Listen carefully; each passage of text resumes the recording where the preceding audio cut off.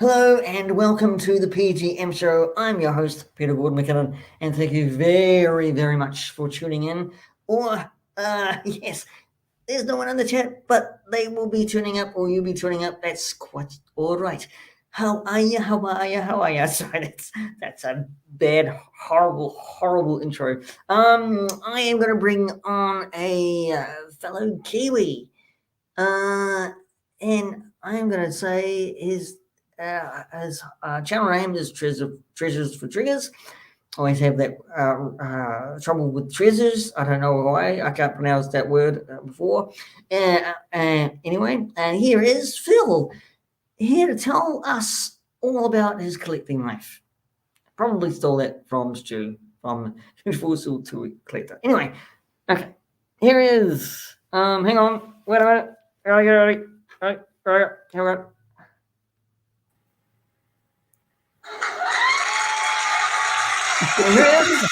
Yes. Stop it. Come and sit down. Hang on, you already sat down. Okay. Well, Mr. Phil, welcome to the P.G.M Show. Thanks for having me, mate. Yeah, good to see you. Good. Yeah, good to good to have a New Zealander. Another Kiwi. Yeah. On in a different land. That's right. Yes. I guess my first question is, when did you move to Japan from New Zealand? That's probably a good way. Good start. Yeah. Well, I'm a bit of a yo-yo act. So actually, this is the third separate time. The current time is my third separate time living in Japan. So this current stint, I came over here 4 years ago. So December 2018, moved over here with my wife and daughter. So yeah, 4 years in the current stint. But yeah, I've lived here a couple of other times as well. So yeah, I'm quite familiar with Japan, and yeah, it's becoming more and more my home. So yeah, it's this has been me, and it's going to be where I am going to be for the foreseeable future as well, I think. Okay, so your career's there, right? Yeah, I'm an English teacher over here, like a lot of foreigners. I'm teaching at a high school in Tokyo. I actually don't live in Tokyo. I live about an hour outside of Tokyo, so I commute into the big smoke every day and teach at a high school there. So yeah, we've just set ourselves up here, and my daughter's in the schooling system here and stuff, and she likes it. So yeah, we were not planning to come here for good, but just a few things have happened. So yeah, it's just where we are happy to be at the moment. So it's a beautiful place, though, Japan, isn't it? I mean, where are you centered in Japan? Yeah, so we are about an hour northeast of Tokyo, so in a prefecture called Ibaraki, which isn't that famous, but we are pretty close to the international airport here as well. So yeah, it's a good location. We've got the best of both worlds. We've got access to the big city and all the shopping in Tokyo and all that kind of fun stuff, and all the the bars and the drinking and stuff, which is cool. But yeah, we're enough out of there as well to have some beautiful nature and mountains and stuff, rice fields and all of that good stuff where we're living too. So yeah, it's a perfect relocation for us. So we're very happy. Being a location that's going to take you way back to when you were a childhood. Yeah. When you were growing up. Yeah. Where did you grow up in New Zealand? That's probably.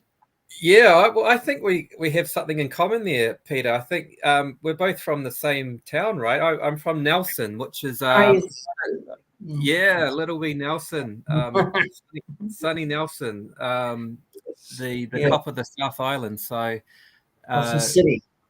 Nelson City, yeah. I lived there. I was born there, and then my family lived there till I was about 10, and then we moved to Dunedin when I started intermediate school. So My parents have now moved back to Nelson again because they are the grey power generation, so they've gone back to retire in the sunshine. But yeah, I know it's a nice little place. It's very quiet. Not too much happens there, but It wasn't yeah, quiet when I started. I can tell you that.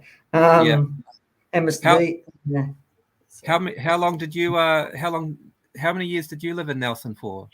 I lived when I think I got out of there when I was Mr. B. 30s, 40s. I Oh, can't okay. remember. So I all can't right. remember Phil because most of my time in Nelson. Hello, Matt. Is it Matt? G'day. Yeah, Matt. Andrew. Andrew. Sorry. Andrew's Andrew. here. G'day, Andrew. Good to see you, Um, buddy. but I I spent half my life in a bottle when I was an Oh, adult yeah. in Nelson, so I don't remember much.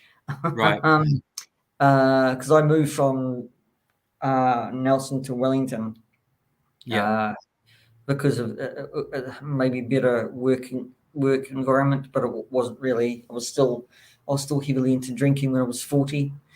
Okay. 40 years. So it wasn't a very good time as an adult for Yeah. me. Yeah. Okay. Uh, I I liked it when I was a kid, Yeah. but I didn't like it when I was an adult, and that was my fault, no one else's fault, Right. because Right. my decision was lead down a garden path and really turned into dark thorns. But that's enough about me. um, my degradation of Wellington's life. a, Wellington's a great place anyway, right? Yes, I always like visiting Wellington. yeah. Mungie Um, Wellington. but in your childhood in Nelson, when you were growing up, did Yeah. you have? You must had that all glorious nature of collecting toys, right? Yeah, yeah, I guess so. I remember getting my first action figures, I guess, when I was about Yes, yes. probably three or 4 years old. Yeah.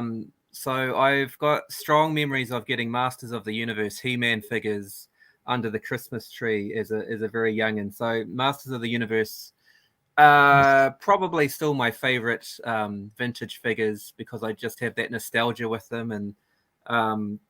Yeah, just waking up super early in the morning on Christmas mornings and ripping open the Christmas paper and getting Skeletor and He-Man and Battle Cat and all those amazing figures uh, back in sort of 84, 83 when I was 3 or 4 years of age. So yeah, I guess toys for me started around about that age. I've got two older sort of half brothers as well who are about 10 years older than me. So they were more of the Star Wars generation. So I do remember a lot of the Star Wars figures being in our household as well, because my brothers were big Star Wars fans. So yeah, I definitely have lots of vivid memories of having toys and action figures. Yeah, I've got three brothers, so there's plenty of stuff sort of around the house and things to fight over and all that sort of good stuff. So Why yeah. retro? Why retro for you? Why not Star Wars like your brothers? You mean currently as a Yeah. collector? Well, when did you? Was there a shift in change Uh when you were a kid? Or was there a I think shift it's in just my change or not yeah. change? I I think it's just my age. Like I was born in 1980, so the first Star Wars movie was already out before I was born, and I have vague memories of watching Return of the Jedi. So that did that come out in 83? I think I don't know. I think it did. Yeah, It did. 82, Um, 82 or 83. So yeah, I think it's just an age thing. I think it's totally.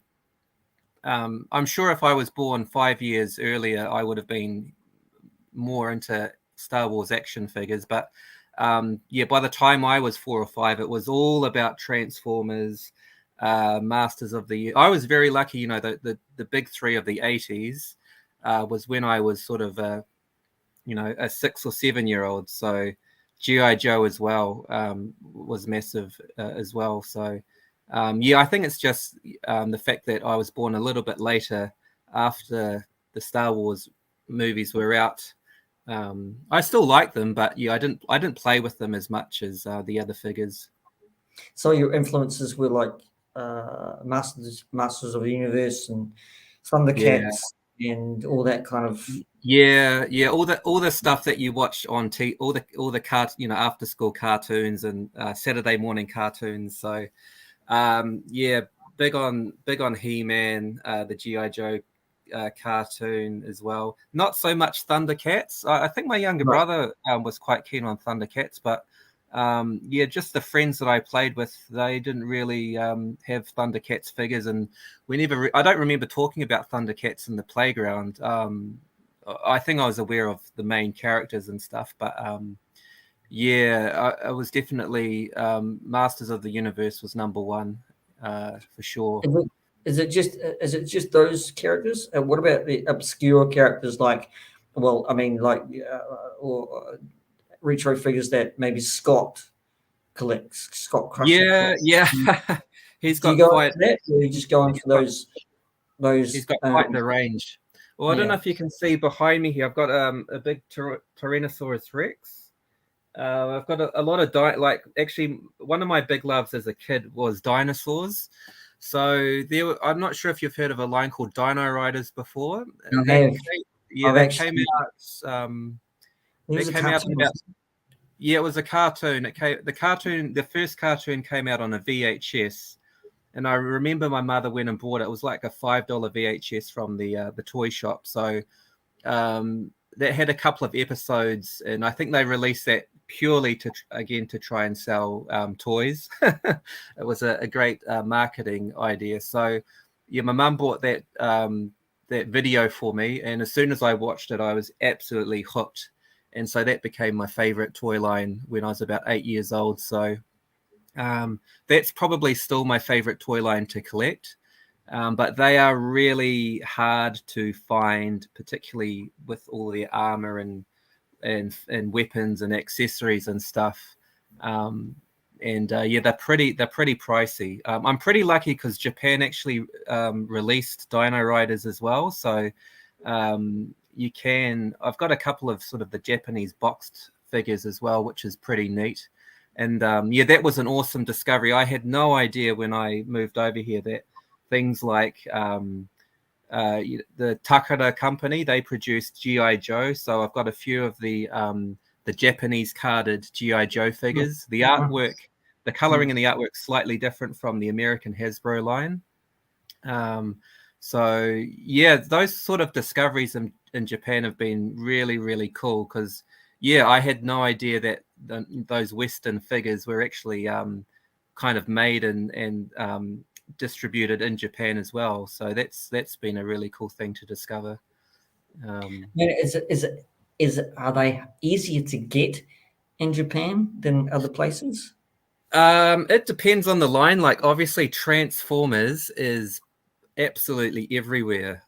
Obviously because it originally comes from Japan. So there is a whole ton of Transformers. Like you could just have an absolute field day looking around for Transformers. They're not as cheap as I thought they would be. I thought because of the amount of them that they would be a lot cheaper here, but there's obviously a lot of sort of hardcore collectors here as well. And if you want to get the original stuff, which is still boxed and has all of the bells and whistles, you're still paying big money for those figures. But yeah, they're very accessible depending on the sort of the quality of figure that you want to get.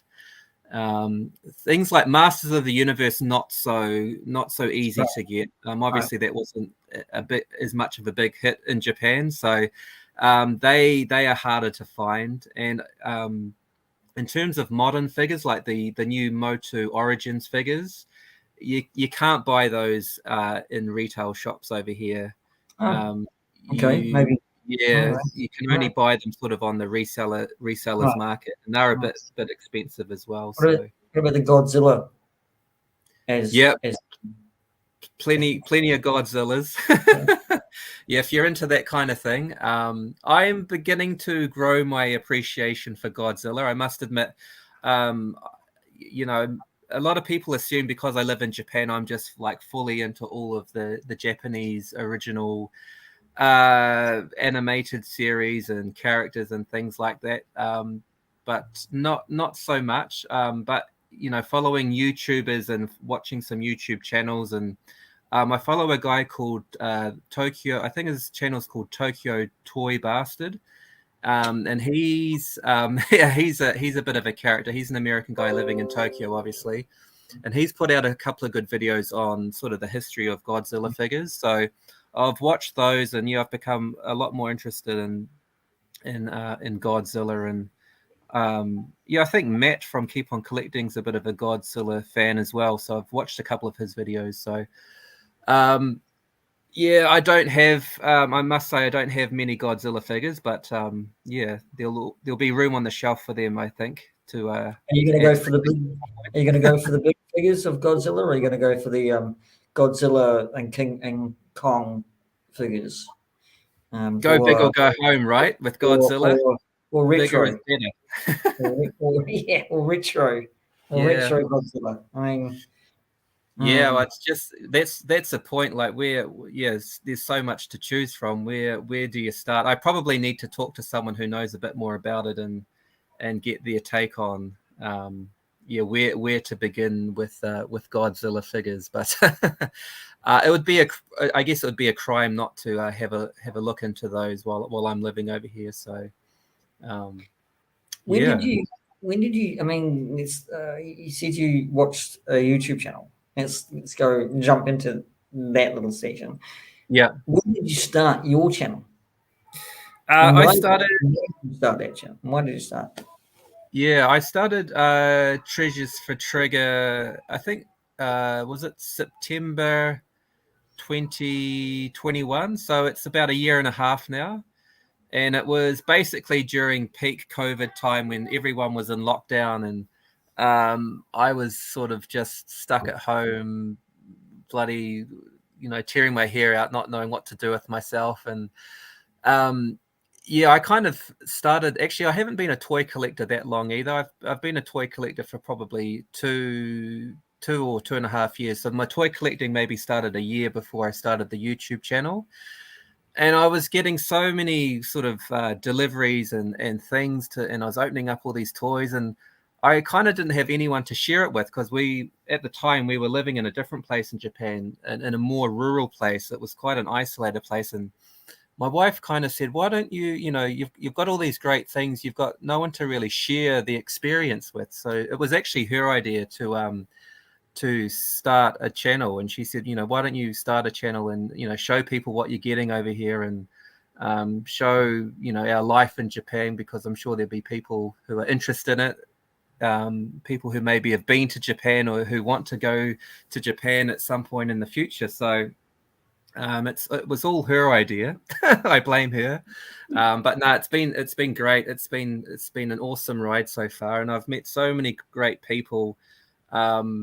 I actually knew nothing about YouTube before I started the channel. I thought the only thing that you could watch on YouTube was music videos and sports highlights, basically. I had no idea that there was a whole toy collecting community on YouTube. So it's really surprised me what I've sort of gained and benefited from joining YouTube and meeting great blokes like yourself, Peter, and all of the awesome people, and like a lot of familiar names. That deserves that. Yeah. I might crack a beer open for that. It is Friday night after all. Yes, it is. Yes, everyone. I'll just actually interject here with a question with Salacious Rum that now that he's here. So yeah, there's a lot of question. For Phil, Salacious for Phil, Salacious clicks. So for B, especially I don't know where, especially Bandai, Ultraman, Kaiju from 80s. Any interest in that? That's what he's asking. So okay, yeah. If you'd asked me that question, Salacious Rum, if you'd asked me that question a year ago, I probably would have shrugged my shoulders, and and not really knowing what you were talking about. But I am now familiar, obviously, with what sofubi is. It's the kind of soft, the softer, almost like squeezy figures that Japan produces a lot of, and you can get sort of a lot of random. Ultraman is one of the figures that you can get in it as well. Yeah, I am interested. I think it's just a matter of having enough time and money and space to collect all of those great things. I definitely like looking at it in the shops. I love going window shopping and seeing it on the shop shelves and stuff. So I am starting to educate myself a lot more now on sort of the Japanese products, because again, having a YouTube channel, that's the kind of thing that people want to see as well. So Right.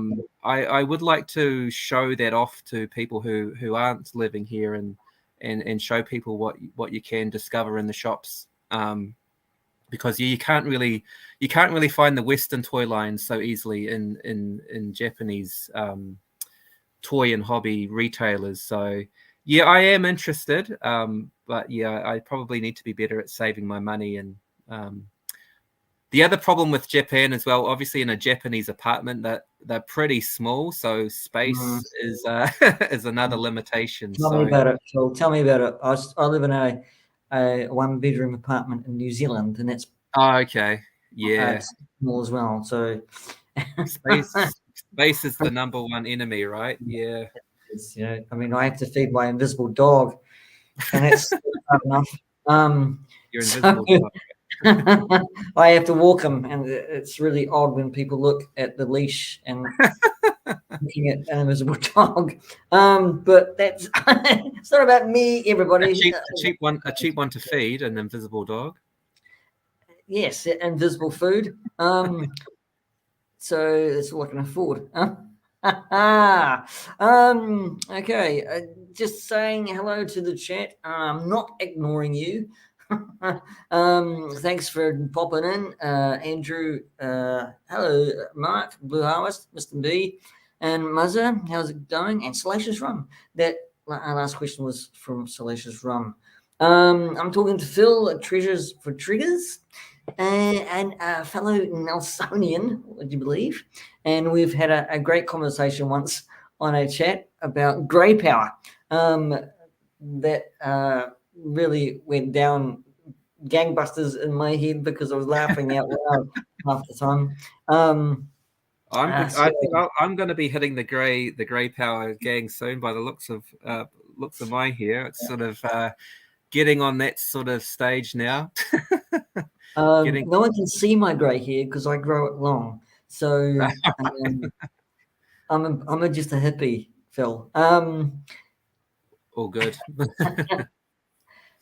Do you, I mean, this is probably going to be an asinine question, but do you love do you love collecting? I do love it. I love it more than I ever thought I would. Yeah, I don't know. It's definitely my happy place. Another reason why I got into collecting, being in Japan and being in such a foreign place, and I can speak and understand enough Japanese to kind of get by and have sort of very basic conversations, but nothing too in depth and that sort of thing. So there are times over here where you feel a little bit isolated and Right. removed from what's going on around you. And you don't really understand the media and the news a lot of the time. So yeah, I was getting a bit frustrated with that, and I was actually getting a bit down, and there are other things going on in my life as well. And I've just found that collecting toys has really brought me back to a happy place, and just so many good memories of being a kid, and growing up in Nelson with my brothers, and taking toys down to the beach, playing with my friends outside, and yeah, it's just really put me in a good frame of mind again, and it's made me a much more positive person again, and things to look forward to. in terms of, you know, what am I going to buy next, and what am I going to spend my money on next, and, you know, what do I need to fill in certain gaps in my collection and stuff like that. It's very cathartic at times, isn't it? It's very It is. So I mean, a very expensive hobby, but it's very cathartic. It can be, yeah. I guess you've got to sort of do everything in balance. So I do have to step back a bit sometimes and think, okay, I better hold back and maybe, you know, not buy that right now and hold back. And luckily I've got a wife who tells me, you know, when to rein it in a bit when it's getting a little bit out of hand. And one other good thing about starting the YouTube channel as well, though, is that making YouTube videos has actually diverted my attention away from just buying and buying and buying and buying and buying.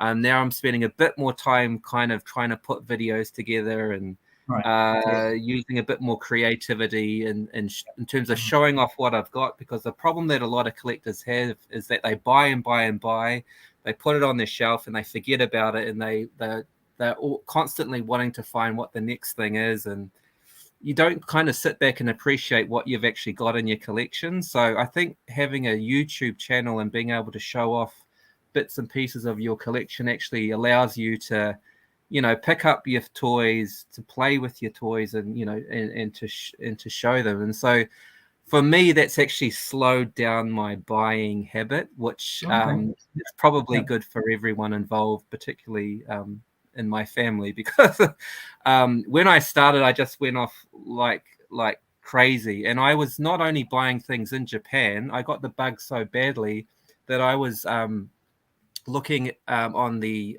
Trade Me, of course, looking on the secondhand online websites in New Zealand as well, and I was buying things in New Zealand and getting them sent to my parents' place in Nelson. So I just went full guns blazing and was buying things in 2 countries basically. So yeah, I guess I was trying to make up for lost time. I thought, oh, maybe I'm a bit behind the ball here, and I went bananas. So it does get hectic, even for because I don't collect retro. I collect lines like Black Series or even TBC and Mecca. And I got to say this: I feel like a real bum who's living in a apartment. I don't have a job anymore, so I don't have this frivolous spending habit for buying and then buying for the hell of it. Right. Or the halibut. Sorry, bad dad joke. Oh god. But I once did when I had a job, and it does get really. You can't help yourself but buy and buy and buy, and it's just you're buying without thinking.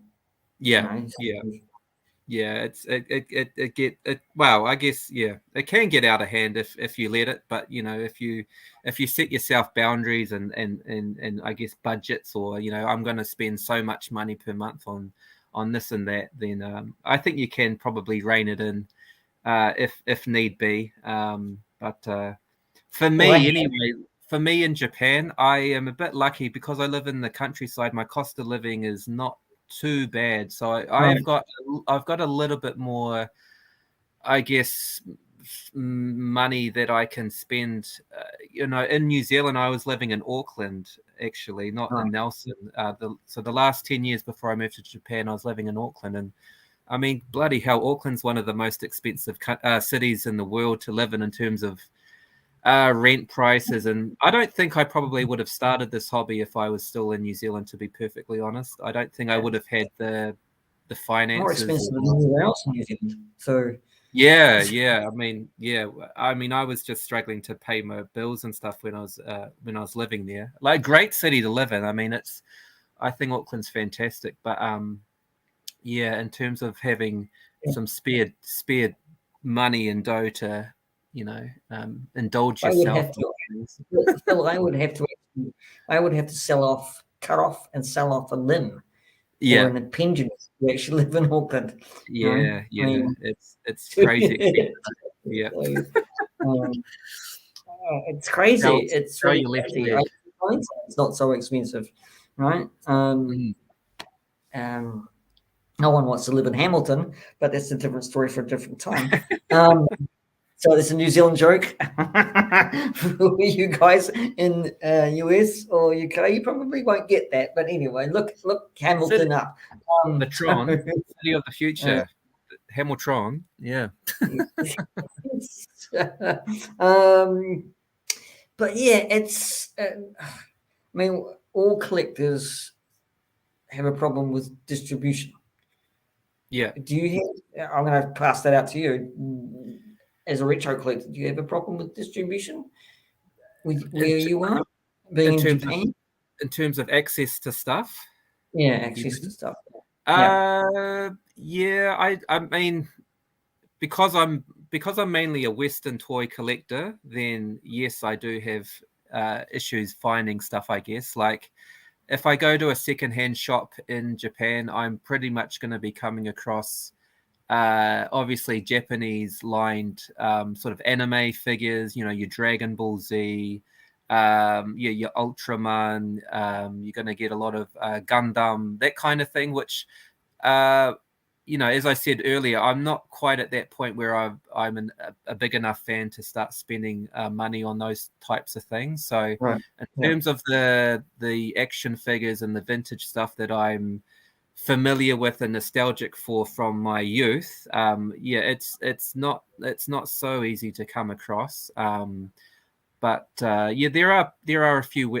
Most of the things I buy actually I buy online. There are, you know, similar to Trade Me or eBay, the Japanese equivalent. Luckily, my wife has sort of educated me on how to use those and understand where to find particular things. So that's where I do probably 90% of what I buy through those websites. Again, Transformers, not a problem in the world. If I wake up one morning and I feel like buying a Transformer, I'll be able to click the button and buy one easily. If I'm looking for a He-Man figure, then I'm going to probably be, you know, looking for a week or two before something pops up. So, yeah, it depends on the line. Ninja Turtles are very, I'd say, in terms of the Western toy lines, obviously, well, Transformers is kind of Western and Japanese, but Ninja Turtles are very very popular over here. Right. So they are pretty accessible. So sort of vintage and modern Ninja Turtle stuff you can generally find fairly easily at a pretty decent price. What else? Wrestling figures. I'm not. Are you a wrestling fan, Pete? No, I'm not. No, I'm You not know? really. No. I mean, Okay. I watched it when I was younger. Yeah. Yeah. I think in my 20s, I watched WWF, and now I see all these wrestling figures out. Yeah. They're nice, but I'm not really into it. I'm not really Right. into it. You know? Yeah. So yeah, I'm a fan of, I guess, what they say, the golden age of wrestling. So this is way back in the mid 80s, where you've got Hulk Hogan, Ultimate Warrior, all those household names. So I collect some of the Hasbro figures which came out in the early 90s. They're pretty common over here as well. I think generally professional wrestling's quite big. There is a whole professional wrestling. There's a couple of companies who run things over here as well, and they've been famous for decades. So yeah, pro wrestling figures are pretty accessible too. Obviously, a lot of Japanese wrestlers and characters that I'm not so familiar with, but yeah, they would be the main ones that pop up the most often when I'm hunting around. So yeah, I collect sort of there's about 6 or 7 lines of figures that I collect quite deeply. Right. So yeah, I've kind of spread my interests to various places. I'm just going to actually, Salacious, thank you for helping me out here a wee bit. Oh, yeah.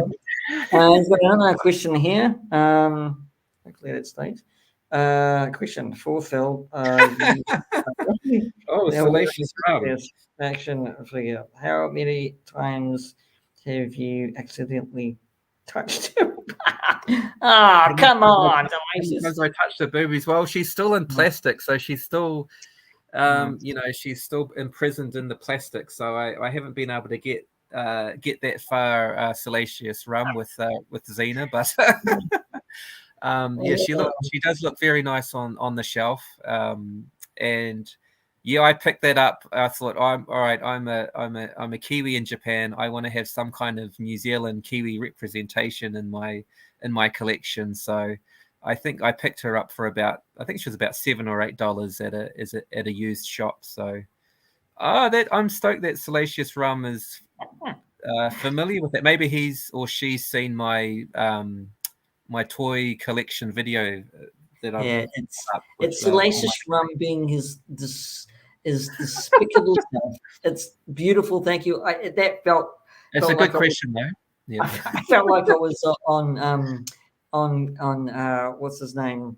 Oh God, I forgot his name. Not Graham Norton. It's the other one. Anyway, it felt like I was on. I like Harry spelt boobies with the 8s as well to make it look a little bit less. The name will click. He's a talk show host as well. Alan Carr, was it Alan Carr? Oh, okay. Yeah. When guests actually ask questions on the couch as well, and it's just funny, hilarious, and I'm for that. Thank you very much. Yes, thanks. Salacious, giving me the hand of it's a great name, Salacious Rum. Actually, that reminds me, I've just recently purchased is it Salacious Crumb, the tiny guy that goes with Jabba the Hutt. So yeah, if you're not, Salacious Rum has got a channel called Salacious Rum. Oh, there we go. I'll check him out. Monkey Lizard. So yeah, check him out. He's funny as he's got. He's got his sidekick Bob. I don't know whether it's sidekick Bob or is Rum sidekick. I don't know, but the UK team and they do Lego studs, and I'm doing a plug for you, Salacious. Oh, cool. That is quite a plug. I'll definitely go and check him out. And see what he's all about. He's a brilliantly funny guy, and Salacious Crumb is this monkey lizard, and they have wonderful guests, wonderful show. I love it to bits because it makes me laugh, and it'll make you laugh as well. Cause, I'll definitely check it out. I'm just seeing another comment there from Andrew. Keep on collecting, asking me. Telling me he's got a chance of buying the flag. Are you familiar with the G.I. Joe flag? Yes, G.I. Joe flag, aircraft carrier. Yeah. The 7 foot play set, basically. I think that's the dream for a lot of G.I. Joe collectors. I think that's the holy grail is the flag. You're a G.I. Joe collector too, aren't you? Yeah, I collect G.I. Joe. Yeah, not many of the vehicles. I've mostly got the figures. I've got a lot of carded figures, a lot of the Takara carded figures. I'll actually show you. I've got. My pleasure, Salacious. So this is what the Japanese carded figures look like. So they do look quite a bit different. I don't think I can. All right, can you see that? Other one.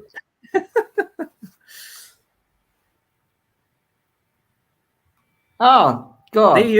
There you are. Oh my goodness! I don't know how to do this. Oh my goodness!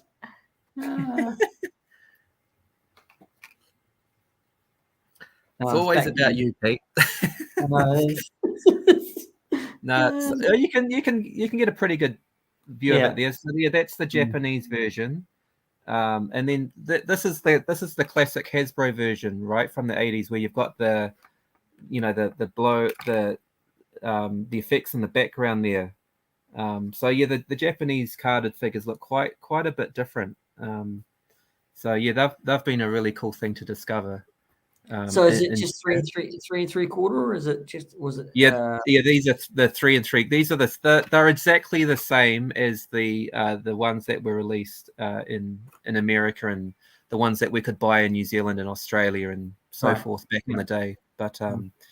yeah, just the artwork's slightly different, and the back's a bit different too. You've actually got a wee diorama of the figures too, which is pretty cool. Whereas the American version's just got the artwork. So Right. Yeah. yeah, it's interesting to see, yeah, that type of thing as well. How the Japanese did their packaging, and obviously what sort of what the Japanese consumers were into as opposed to the Americans, and so forth. So, but It's yeah, the flag, it's that's definitely something I'd like to get one day, maybe if I have a bit more space. I think Andrew will probably get it, but he'll probably have to fill it with a huge amount of action figures to actually command the big flag Yeah, aircraft carrier. yeah. Well, He'll have I've got a, the Sky Striker as well with it. So if he hasn't got that, yeah. um, Is that the new Sky Striker that was released, the HasLab one? Is it? yeah, it is. Yeah, That was which recently is released. having which some people are having problems with the wings, but Yeah, uh, being falling off apparently. So it's a bit of a yeah. shame. That's a Uh, bit rough. Yeah.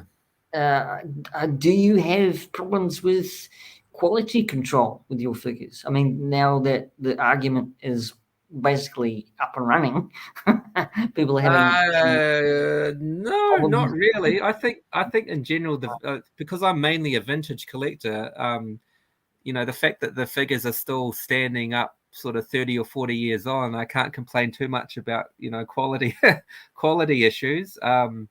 I have bought a couple of the Motu Origins, the newer figures, and I have noticed some of the figures have got some of the paint have got paint's been chipped off them and things like that. So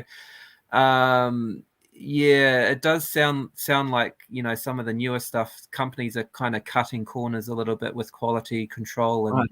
Yes. saving saving money here and there. But yeah, I haven't got too much of an issue with that because yeah, I'm mainly a vintage kind of a guy. So but yeah, I'd be really pissed off if I had invested and waited for some of that HasLab stuff and it came back and it had those issues. I heard like some of the figures like had two left arms and all sorts of crazy Yes. things going on. So Some channels are actually checking their Sky Strikers. yeah, Some of yeah, them some are checking the left arms, yeah, bothly. So bothly is probably another word. Sorry, yeah, yeah. my grammar is horrible sometimes. Bothly.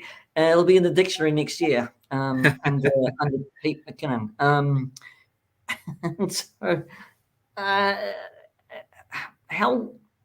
So have you been collecting all your life, Phil? No, no, not at all. No. So um basically I started collecting yeah, it's probably coming up to 3. I think I probably started about sort of the middle of 2020, if my maths is correct. Yeah.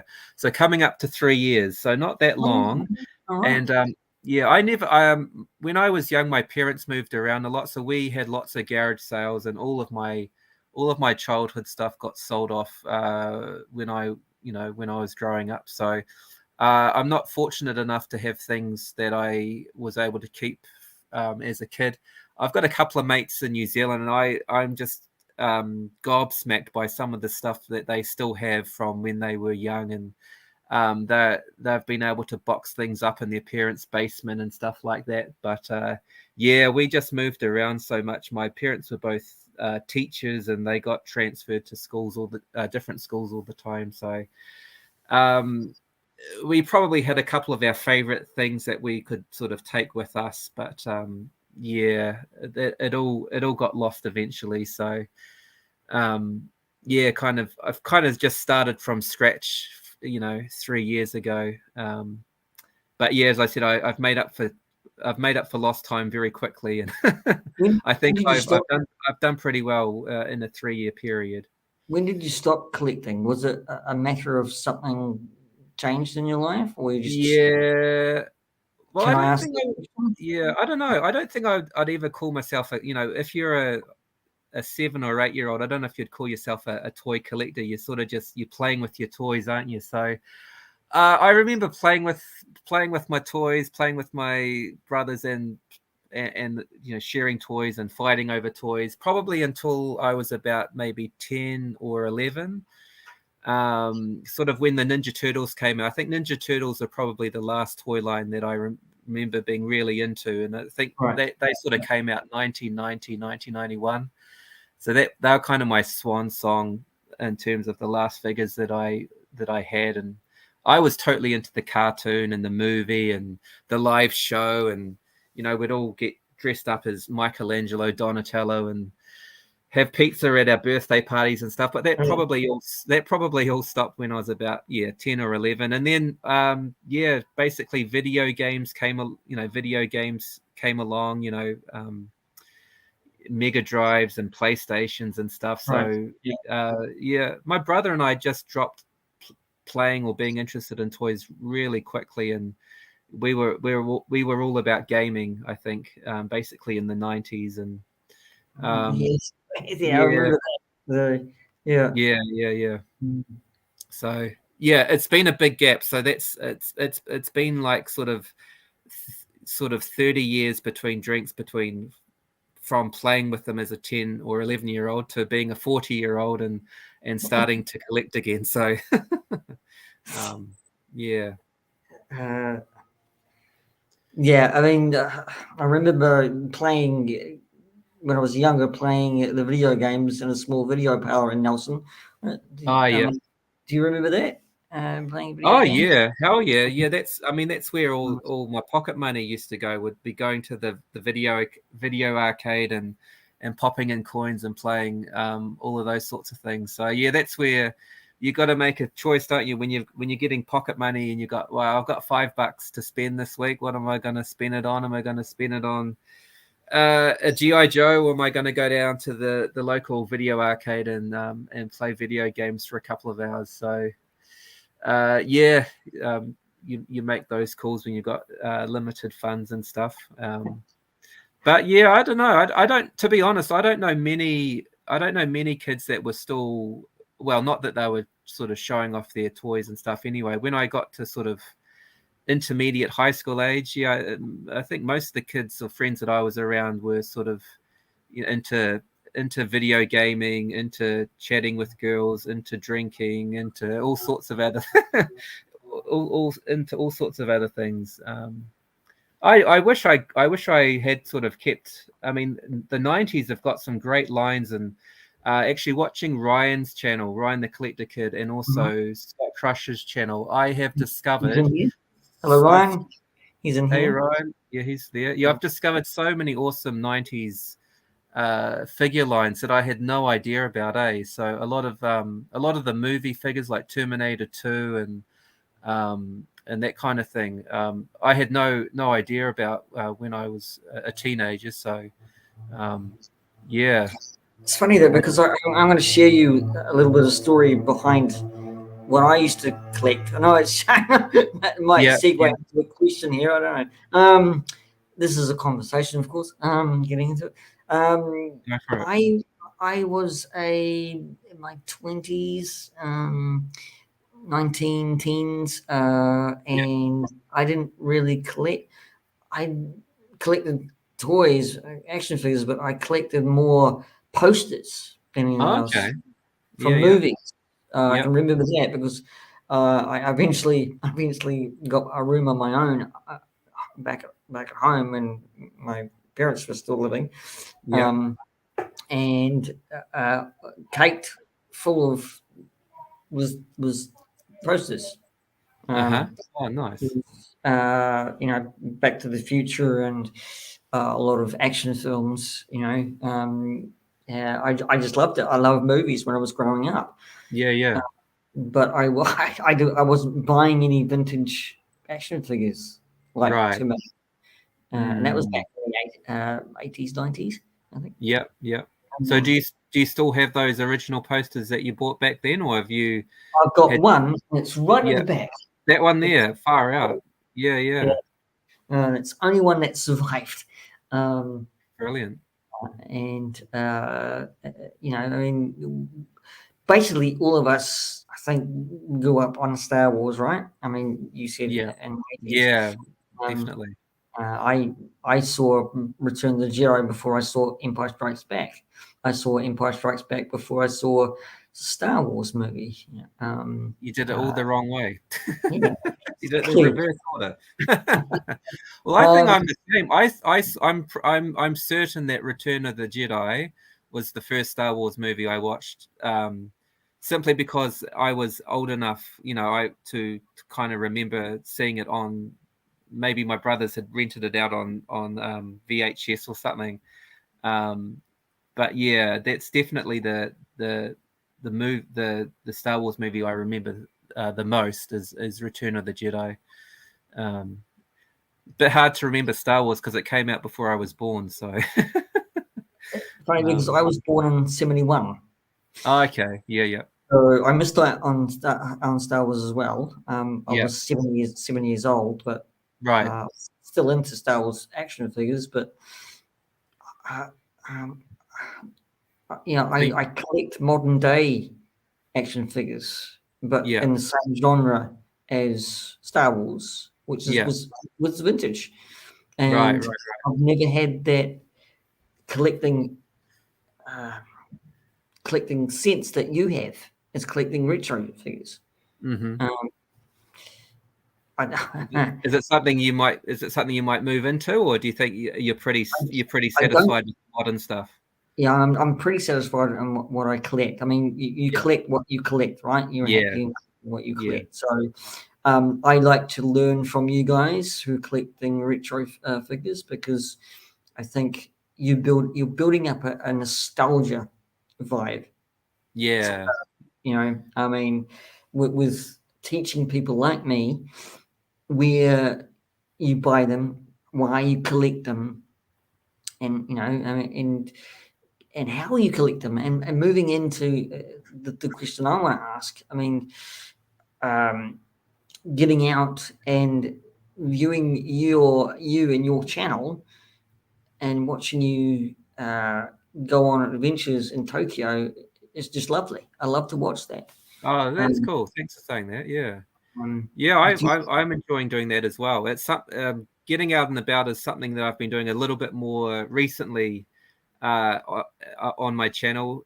Basically, since we moved, so basically the current place we're living in, we've been here since April last year. So we've been here for less than a year, and so now we're closer to Tokyo. So yeah, I have been trying to get out a bit more and show off, I guess, the shopping districts in Tokyo and the places where you can go to find vintage figures, modern figures as well. Before that, yeah, all of my videos were basically me sitting at home in front of a desk and opening up boxes and stuff like that. But yeah, what the last video that I posted has been doing particularly well. It's had quite a lot of views, so it's kind of given me a bit of motivation to get out and do more sort of things like that, because that seems to be what people want to see on my channel anyway. I I've mean, just got back. you're telling a Yeah, story. You're telling a story, which is just you've got a lovely. yeah. A lot of the time, it's a story of me getting lost and not really knowing where I am and being disorientated.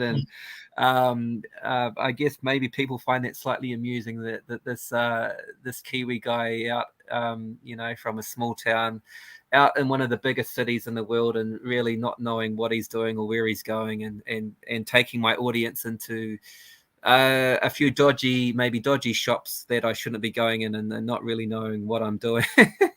I guess. It's just not that. It's just like your walks. When I first subbed to your channel and was Uh-huh. watching your channel, and it was when you got out and forgive me for being personal, but No. when you got out because your wife was feeling poorly, Yeah. ill, Yeah. you were getting out and walking and talking and really introduced me anyway to the lovely surroundings you had. Oh yeah. And Yeah. I think that speaks to a lot of people in the community. Yeah. Yeah. I that's a video that I enjoy doing as well. It did make me feel a lot better. I was going through a bit of a rough patch, and yeah, my wife has got ongoing health issues, which is one reason why we are, I guess, in Japan for the long term, because she needs to get the medical assistance and stuff that she needs to get over here. So yeah, there are times where I do feel a little bit out of control, a little bit. Yeah, my anxiety it sort of does, start to uh, get the best of me. And yeah, I just thought on that particular morning, like I was going to go out for a walk anyway. I was like, I need to go out and just get some fresh air. Why don't I take the camera with me and talk and walk while I go? And actually, to be perfectly honest, I kind of stole the idea from I don't know if you know a guy called Chris Miwa. He's one of the guys who does Chasing 80s Toys. He's based in the Netherlands, I think, and Yes. he did it. He's chasing out his toys crew. Yeah, that's right. He's with Pete and Jeff. That's right. Yeah. So he went out once. He kind of lives near the forest in the Netherlands, and he went out and did this great video of sort of the area, and he showed us where he used to play as a kid in the forest and all that kind of thing.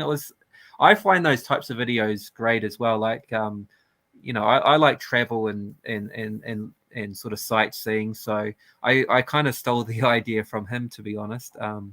But yeah, is it an idea? I don't think you can steal an idea like that. I mean, I think it's telling a story. Yeah, that's right. I mean, you never. It's never going to be the same as. Yeah, your anxiety. Yeah. Probably is better by doing that and then having this not hobby, but this enjoyment of your action figures. So it goes hand in hand, doesn't it? So it keeps you stable, right? In that sense. Yeah. Would you agree? Yep, for sure. Yep, definitely. Yep. Yeah. If you ask my wife to compare I guess my mental state or my mental health between now and 2 years ago, should say you wouldn't recognize me. Like I'm in such a different place. And it's not just the toy collecting, it's being part of this toy collecting community as well. Yes, I agree with that. Yeah, I don't feel as isolated as I was before. I've met all of these wonderful people online, and it's just been way more than my wildest dreams, this whole ride. Like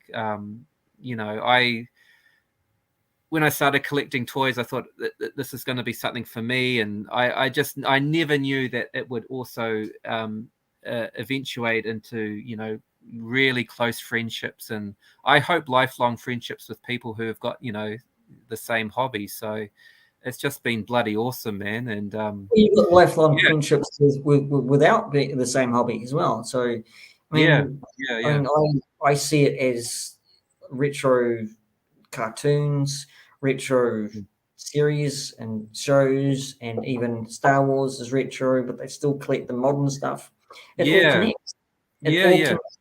Yeah. I guess it's kind of it's kind of pop culture, isn't it? It's movies, it's toys, it's the comics. There's great channels out there. I wasn't a big comic reader as a kid, but there are great comic collecting channels, and all sorts of good stuff with nostalgia and things about our past and modern stuff too. Like I've recently begun to be more interested in modern action figures, and basically my interest has been stimulated from watching other YouTubers, and You know, I've become interested in the G.I. Joe classified line now because those figures look amazing, even though I I know can't really. you've got some modern ones because I've checked out your videos, and you've got Oh some modern. yeah, yeah. I've got a couple. Somebody sent you some, didn't they? Yeah, I was lucky. I got a couple of sort of custom figures from a friend in America. He sent me as a Christmas present. So, yeah, those types of people have really stimulated my interest in modern figures. I haven't really gone into the modern Star Wars stuff yet, but who knows, that could be just around the corner. If I keep watching usual Mike TV, then I would say, you know, Yes, some Mike. of the modern Yes. some of the modern Star Wars stuff is not Shout too out to far away. Mike. Yeah. I mean, I blame Jason from Middle Aged Kiwi Man collecting Star Wars figures. He's getting me more and more interested in the TVC Oh, range. nice. Oh, okay. Yeah. uh, yeah, it's basically cheaper than Yeah. Black Yeah. sometimes. Okay. Yeah. And I'm having to actually juggle between my head going, I might have to get rid of some of these figures that I don't really necessarily want in my collection anymore, and just buy the ones that I like to buy, Yeah. and Right. not be impulsive. Yeah. Yeah. Yeah. Yeah. So, How do you find the? Because I told you I was in New Zealand 2 weeks ago. Like it was the first time I'd been back in New Zealand for 4 years, and I went to the Warehouse and Kmart and a couple of those sort of bigger retail shops, and yeah, I was a little bit surprised. I was kind of, to be honest, kind of expecting a little bit more than what I saw. Like, how do you find yourself being able to access things that you want in little old New Zealand? it's a bit good question actually. It's a bit hit and miss. Yeah, It's yeah, usually hit and miss. right, yeah, As one warehouse in Toy Street in New Zealand, Wellington, if people are still in the chat, is that we've got yeah, two warehouses in Wellington City. So one's on the outskirts of Wellington, which is Lowell Bay, and it's the big red shed.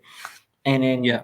we've got a small one in Wellington City itself. Okay. And which is similarly out in the outskirts, but they're still in the CBD. So, but Okay. that's small. So, Tory Street had a bit of a problem with me because they weren't actually selling any action figures at all. Nothing. No Star Wars, Black Series, no TVC, no Marvel Legends, because that's Oh, it really sounds terrible. Sounds like a nightmare. So that's what I had a bit of a problem with. So I went Yeah. out to warehouse in Lowell Bay, and they had a better range of TVC and a better range of Marvel Legends and Black Series and what Yeah, have you, and Motu as well. yeah, But the thing is, again, it's hit and miss yeah, because really there's more collectors in Wellington City than there is on the outskirts, like not Lower Bay, Lower Hutt, right. and which is another. If nobody knows, if somebody's in chat doesn't really, where's Lower Hutt? Lower Hutt is on the way outskirts. You could say a train ride right out to Lower Hutt, which is another Lower Hutt city. So that's Mm, still in the Wellington region, the bigger region. And then yeah, you go in there into the mall, into warehouse or into EB Games, and you find more yeah, range out there because there's right. no Star Wars action figure collectors, and there's hardly no Marvel Legion collectors, and that's really odd. So Yeah, it was, again, I say this, reiterate it, it's a hit and miss. yeah, And I've been uh, Michael from Darth Rock, as he says all the time, I can't find anything in the warehouse. We've got nothing in the warehouse. yeah, So, being a retro collector in New Zealand, probably, I don't know, I'm speculating, don't quote me on anything. It may be harder to actually buy retro figures here in New Zealand without the retro collectors who. And I've got a friend just around the corner from me who is a retro collector, but he's got a shop. He sells retro. He sells retro figures, the stuff that you collect, right? The stuff that Scott collects, all that community. So that's a big bonus. Distribution sucks sometimes. Yeah. You'd think those bigger stores would figure it out, eh? Like the fact that, you're in a bigger city and it's more likely that there are more, hobby collectors like yourself, that they would stock those shelves a bit more and have less available out in the wop-wops where not so many people live. But New Zealand's a funny old place because you've got so many small towns, and in those small towns you've got these massive big, warehouse shops, massive big department stores, but they're serving very small populations. And as you say, maybe they've got all the figures that you're after. Maybe we need to go on a road trip when I come back next time, Pete, and we'll go and hit up shops. Let's do it, man. I'll take you up on that. Yeah, brilliant. I'll fly into Windy Wellington next time. We'll rent a car and we'll go nuts. Cruise off. We'll drive throughout the North Island and do our shows, while we're doing simulcast shows. Andrew's saying that you should get out and film a bit of Middle Earth, Pete. What do you reckon? He's asked me this question Get before. Out and show us a bit of the Lord of the Rings. Go and interview some hobbits. It's when I can find the time to do that, Andrew. At the moment, I'm either lazy or doing it. That's a finger. A wrong finger. Sorry, Phil. Nobody saw that. No, I wasn't doing anything. Right? No, it's just a slip of the finger. Sorry. But what I mean is that I will do that, but there is time. I'm doing either a video or I'm really lazy. Later. You've been doing lots of streaming recently, right? You've done quite a lot of interviews. I have. You're building up that collection quite nicely. Yes, you're my 10th guest on the show. Number 10. There we go. Double figures. Yeah. Double figures filled. Nice. And I've just got a new show with Lax Savrak from overseas. Oh yeah. He's a classic guy. Yeah. I do top 5. I do top 5s with these guys, Andrew, Matt, and Scott, and Daniel sometimes, and Cy from Cy. Nice. So I do those shows monthly. And I've been invited on to Stu from Universal Toy Collector for an interview this month. Beautiful. I'm really looking forward to that. So it's great. It is great. So I was going to say, it is great to see other Kiwi YouTubers. Like, we are few and far between, and I love all of the Aussie guys, like the Collectors Pack and Ryan and Andrew, Matt and Scott and so forth. They're all great, but it is great to also finally meet another Kiwi YouTuber, because I think you're the only person I really know that does it as well. Okay. So it's great to meet a fellow Kiwi doing it. It's great to hear the accent, and we can I guess we can talk about things that no one else will know what the hell we're talking about. bore the audience with our conversations about Nelson and so forth. It's a bit of a pain actually explaining the joke to that's right. Yes, it's in America or UK, but anyway. My problem in Japan. Sorry, I was going to say my problem in Japan is that most of the English teachers are from America, and a lot of the time they can't understand my accent. They're like, "Are you speaking English? Like, what are you?" So yeah, I know what it's like, but we are a bit different. I think us Kiwis, beach days, bro. Yep. Do you know any other Kiwi YouTubers, Pete? I do. That do the do the toy thing, or do they do Yes, what kind of yeah, they channels do they? do. Yeah. Oh yeah, I mentioned Jason from Middle Aged Kiwi Man collecting Star Wars figures. oh yeah, He collects TVC. He does his. He's got a great show. He popped on with Bosk Bounty oh, a little okay. bit for doing that March Madness thing. Oh, So he's a Kiwi fella, and Michael from Darth Rock. He goes around streams. He knows a lot of guys overseas from Canada to US. yeah, I think he okay, knows. I think he knows the guys collecting 80s toys as well. He knows quite a lot of people.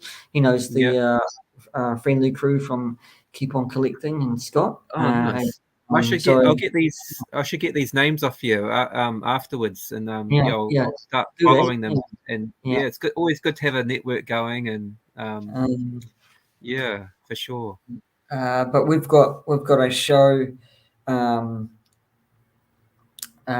Kiwi collectors as well. So I might just hint to Michael that do you know Phil from Treasures for Triggers, because he's a Oh Kiwi yeah, man. I'll be keen to be for sure. Yeah, So, and we talk about TVC and action figures and stuff like that. We've got another guy, Neil, who hasn't got a YouTube channel, but he comes on with us yeah. on Sundays. Okay. Oh, It's sweet. really it's so much fun. It's so Yeah, much fun. yeah. Check it Awesome. out. I'm usually loopy and tired, and you can't stop me Yeah. cracking and being an No. absolute crap hole. So much fun. Someone's got to do it, Pete. Someone's got Yeah, to I do it. know. Yeah. So it's good. It's just great fun. So he started that 3 weeks ago. So Oh, um, cool. Nice. so I love talking to people like you. I love talking and getting to know Andrew and Yeah, Matt and people like for sure, man. Scuba Pete and Yeah, Shabby and Matt. I've been on their channels yeah, uh, for just guests and stuff like that. It's so much fun. I love meeting yeah, people. I love doing this. definitely. Uh, you Yeah, can call it. it is a cool community, man, for Mm, sure. I'm uh, definitely happy to be part of it. yeah. Oh yeah. I mean, you're a big part of it. I mean, probably a big part of it before I was a big part of it. So that's Yeah, maybe I've just been around a little bit longer. You're quite new to it though, right? You're sort of 6 yes, months I or am. so, I think. Yeah, I 6 think months. I'm just Yeah. trying to think how I discovered you. I think it was through Keep On Collecting or the Collector's Pack or something. I think it Were was the you on? crew. Yeah. Yeah. Yeah, Keep I on guess collecting. so. Yeah, yeah, yeah. I mentioned you, and Legends, I said, legends. "Oh." And I said, Yeah, they said you were a Kiwi. I'm going, Kiwi in Japan. Right. there we Oh, go. right. So yeah. Yeah, yeah, Uh, and then because I pop in and watch a couple of videos of yours, because there's so many channels. It's just like, yeah. It's just unreal. I can't keep up. When I was so, back in New Zealand, because I was catching up with my family, I kind of was. I didn't really spend time around YouTube for 2 weeks, and now I realize how many videos I need to catch up on. Like it's just unbelievable how much there is out there to watch and follow. So yeah, it's always nice to get a new subscriber or new people watching. But yeah, there's so much, I guess, competition out there with other people doing it as well. yeah, the thing But is I guess that it shouldn't be seen as competition. It's we're all in the same boat, and we're all trying to help each yeah, other out, aren't we? I think the best advice I got was from Shabby and from the Keep On Collecting crew, and was because I was having a hard time with getting the subscribers. Oh, there goes, hey Matt, Hey, hey, hey, g'day, see you Zero tomorrow. Hunter Toys. Yeah, The best good to advice see you. from these guys as well, who Matt just tuned in, is Yeah, don't think about subscribers. Just think about the enjoyment you have creating videos. yeah, And that's the yeah, best advice they gave me, because I was really getting anxious about subscribers, was getting anxious about the views. I was getting, Yeah. I wanted more subscribers. I was getting, getting greedy with it, and Yeah. these guys said, look, don't. Who cares about subscribers, right? Yeah. Yeah, Exactly. you get them, and you're grateful for Yeah. them, but really, it's getting good content out there and what you love and giving to people, right? So, Yeah. Yeah. um, And if you do that, the subscribers will come anyway. And if they don't, well, then if they don't, you're still enjoying yourself anyway, and you've met, you've made new friends along the way. So yeah, I'm the same. Like I honestly don't keep a close eye on how many subscribers I've got. But yeah, it's just it should be fun. I mean, it's not like we're getting paid to do this. It's how we're spending our free time, and yeah, it's just great interacting with people, and you know, I would like to do some more of these sort of live streams myself. Actually, I think it's great sort of sitting down and chatting with other collectors. Maybe I should try and sort of start one up where I try and talk to other toy collectors in Japan. do that, I man. guess That'd be I guess awesome. my only issue will be the if it's with Japanese collectors, there'll be the language barrier. There'll be a lot of body language and gesturing, and a lot of confusion. Yeah, It could be quite entertaining though, it watching could be. those Yeah, miscommunications. um, sign language everywhere. It'd be brilliant. yeah, that's right. Yeah, Um, a, lo- a lot of faux pas, but just yeah. sub to Well, Phil. There thanks, we go. Zero Hunter Toys. Good on you. Thank you very much. I will Yeah, be looking at your channel too if you've got one there, Zero Hunter Toys. Awesome. he does. Debbie does Dallas, and Sadie does San Francisco as well. Matt. Sorry, that's okay. There we go. I do that, Matt. I know he doesn't. But no, I mean this. I'm going to say that the community from the UK to USA to New Zealand to Australia to Canada, this community is just open arms. Really, I mean, to be quite honest. Yeah. And I love That's to great. learn. So, Yeah. So Everyone helps each other out as well. Like I'm in situations now where I'm sending things to other people around the world, and people are sending me things, and we're kind of all helping each other with our collections as well, which is really, really cool. So it's sharing our ideas, sharing our figures. It's just one big happy family, basically. It's yeah, fantastic. if you get into ZBR, sorry, dyslexia is coming up. ZSR, with their chats, it's just brilliantly funny. I mean, Okay. Yep. you should actually, maybe, I mean, I shouldn't say should.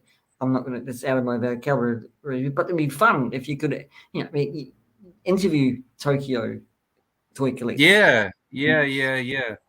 And Maybe see how the hit the other half streets, goes, right? hit the streets with my microphone and interview people. Um, uh, but as a collector, getting back into to the semblance of the questions. I mean, Yeah. Do you find yourself?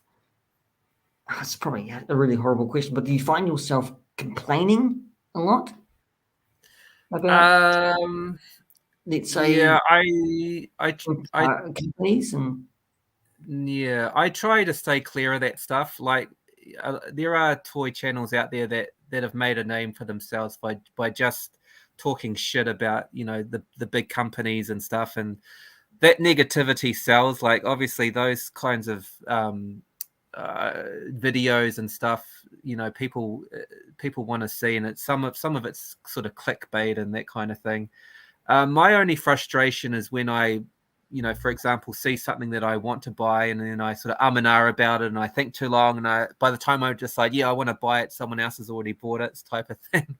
So those kinds of frustrations are things that I've brought on by myself, by my indecisiveness, or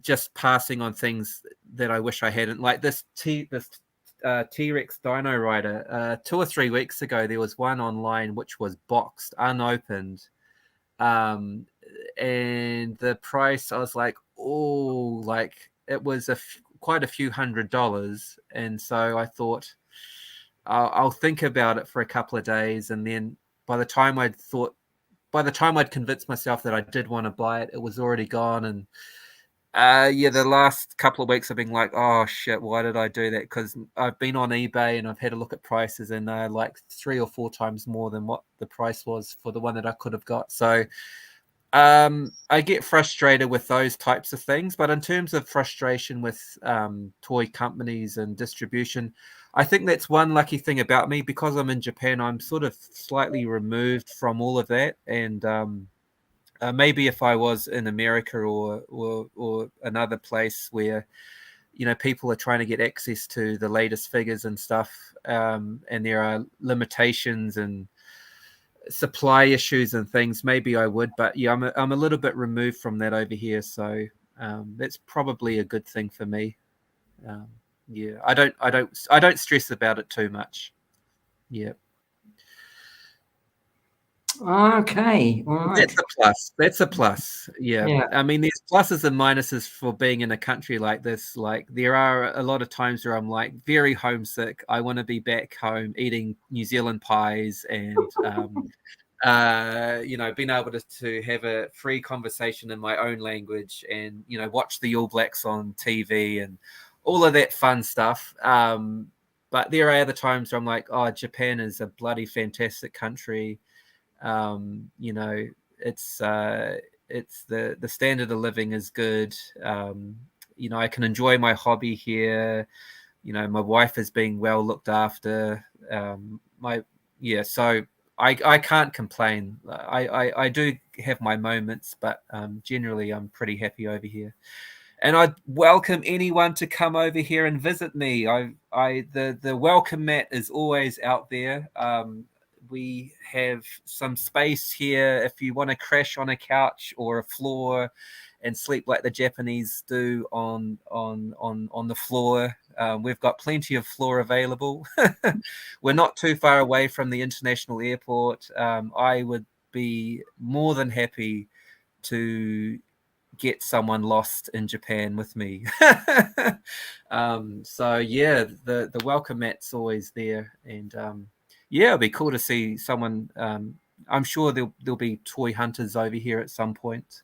Now that the borders have opened up a bit more, I think before it was quite hard to get into Japan, and actually you needed to get visas and stuff even just to be a tourist. But I think the government's starting to clear all of that now, and we're sort of welcoming tourists back again. So yeah, come on over, and if you haven't been to Japan, it is quite an experience. Yeah. Well, with that, I think we should just call it there tonight. With Phil, Prisons for Triggers. He's just invited everybody to Japan. Come on over. On his feet. I will pick you up. Yep. It is a beautiful place, Tokyo, Japan. And I want to thank you for joining me here on the P.G.M Show. I want to thank you all in the chat for joining me and Phil and talking about his life. Everyone. Yeah. And his life as well over there in Japan. He's a Kiwi in Japan, Treasures for Triggers. Also, if you haven't subscribed to him, please subscribe to Treasures for Triggers. Is it Trigger or Triggers? Triggers. Treasures for it is a bit of a mouthful. The TR, the Treasures for Trigger. Yeah, most people sort of stumble over it, so don't worry, Pete. You're not the only one. I do, and I speak English. Treasures for Trigger. Yeah, I stumble over my own channel name. Don't worry. So it's again, thank you, Phil, for being my guest here tonight.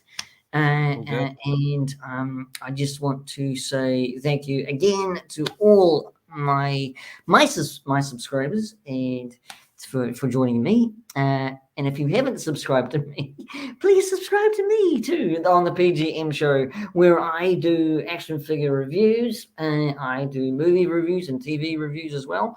And just to note, I'm going to say Phil does action figure reviews and retro and some G.I. Joe reviews because I've seen it. I've seen them.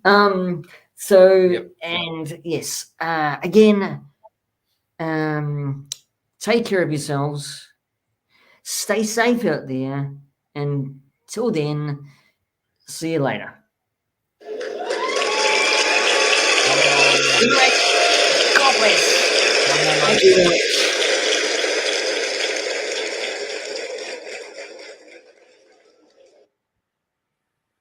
We have